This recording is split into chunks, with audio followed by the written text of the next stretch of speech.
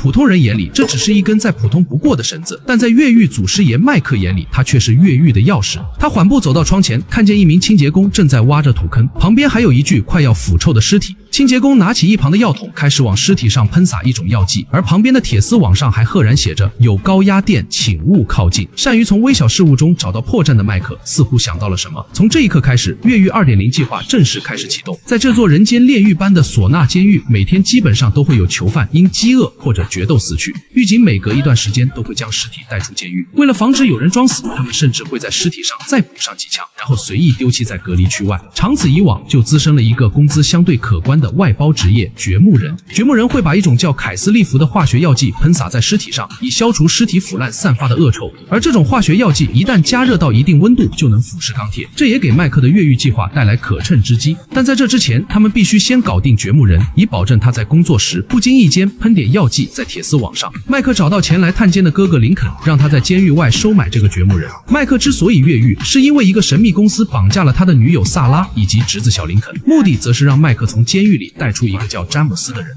然而林肯却不知如何是好，因为就在昨晚，公司的人已经将萨拉杀死。但为了救出儿子，不至于让越狱计划流产，林肯不得不向弟弟隐瞒了实情。至于公司为什么千方百计的要把詹姆斯弄出去，詹姆斯是这样解释的：他说自己是一名水手，经常会带人在海上观光旅游。1年前他接待了一名海洋学家，但从那以后，不断有政府的官员让詹姆斯带他们去海洋学家去过的海域。詹姆斯怕惹祸上身，所以躲到了巴拿马，直到误杀了市长的儿子，这才进入这所监狱。而通过尸体传出去的讯息，正是要女友索菲亚去取一本鸟类书籍。这本鸟类书籍实际上是一本只有他能看懂的航海日志。如果想要回到海洋学家到过的地方，就需要这本书的帮助。但麦克对这些丝毫不感兴趣，那是你和公司之间的事，我只需要将你带出监狱，出去之后就再也不想和你们有任何瓜葛。而在监狱外，詹姆斯的女友索菲亚也从男友口中得知越狱的事。既然大家目标一致，就加入了林肯帮忙打下手。刚好林肯也缺少一个本地翻译，所以答应了他和自己一起去收买掘墓人。然而找到掘墓人后，没想到对方竟然狮子大开口要15000美金。好在不是自己出钱，林肯一个电话打给了公司的联络人格雷琴。可等两人带着钱过去时，对方竟然坐地起价，还想要更多的钱。林肯忍无可忍，一把将这个贪得无厌的家伙按在车子上。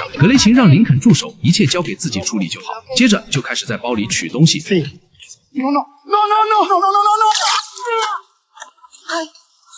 What the hell are you doing? We need him! He will sell us out to the cops after he takes as much as he can from us.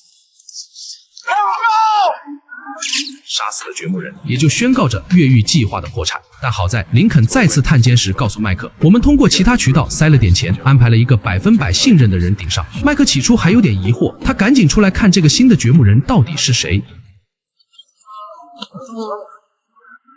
麦克露出了欣慰的笑容，没想到对方竟然是重情重义的铁哥们苏克雷。那么和麦克分别的这些天，他又在做什么呢？原来情种苏克雷一直在寻找女友的下落。得知抓走女友的贝里克被送进了索纳监狱，他中途还来探过一次监。在威逼之下，贝里克终于说出了实情。在墨西哥的那间房子里，他并没有软禁苏克雷的女友和姨妈，而是用枪指着他们，逼迫两人离开了那里。也就是说，现在的女友十分安全。离开这里后，苏克雷打电话联系上女友，可走到半路，他想起自己在美国还是通缉犯，过去也是连累女友，而且手上没钱也养不活孩子，还不如留下来干点活赚钱寄过去。路上又恰巧遇到了林肯，林肯告诉了苏克雷萨拉的事，又得知麦克被关在监狱，作为好朋友的他又怎么能袖手旁观，正好也要给孩子挣奶粉钱，所以这才答应林肯当上了掘墓人。有了好朋友的帮助，铁网上顺利打开了一个缺口。那么接下来只要搞定哨塔上的2名狱警，就能成功逃出监狱。